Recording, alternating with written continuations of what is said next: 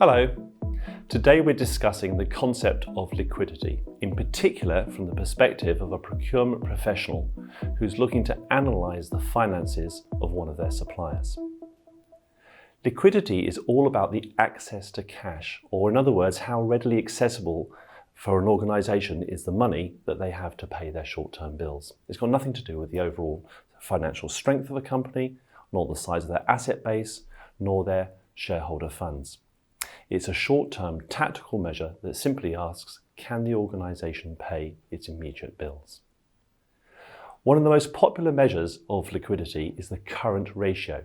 This is a simple indicator that measures the ratio of a company's current assets to its current liabilities. The ideal current ratio is 2 or above. It would mean that a company has twice the amount of current assets to current liabilities and therefore is in a comfortable liquidity position.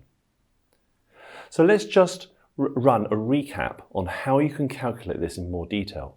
Current assets refer to assets that are readily cashable. The three most common ones are cash in the bank, money owed from debtors such as customers, these are referred to as receivables, and inventory. The conventional thinking is that the company can convert each of these last two into cash either by asking a factoring facility to encash the receivables or by selling off the inventory and therefore raising cash reasonably quickly. The current liabilities refer to payables, which are short-term debts. For example, a company will owe its suppliers or other creditors money. The current ratio measures the ratio between the current assets and the current liabilities to see if there are sufficient funds available to meet a company's short-term financial obligations. Now, you may have spotted a flaw in this measurement. When we were considering the current assets, we included inventory as a readily cashable asset. But this isn't always the case.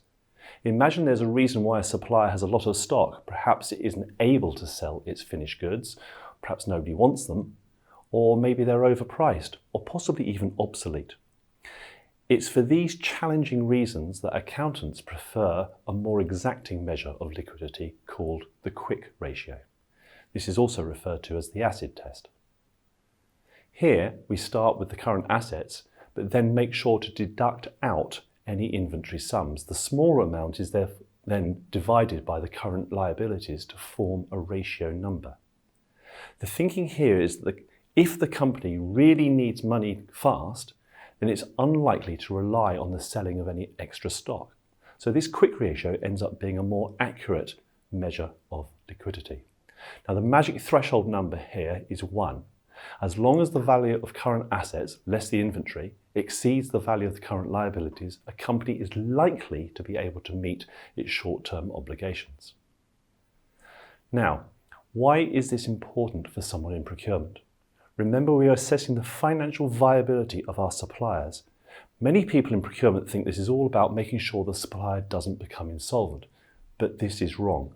It's far too simplistic to use a liquidity calculation on its own as a measure of whether a supplier will go bust. A poor liquidity ratio suggests that a supplier will have a working capital shortage. In other words, they are likely to be experiencing negative cash flow. The risk here is that if this was sustained, a supplier could end up eating into its reserves or having insufficient financial resources for its day-to-day activities. If you have an important contract with a supplier like this, then you could risk them under-resourcing, cutting corners, or failing on their contract obligations. So there you have it. Liquidity is one of the most important financial analysis calculations for a procurement professional.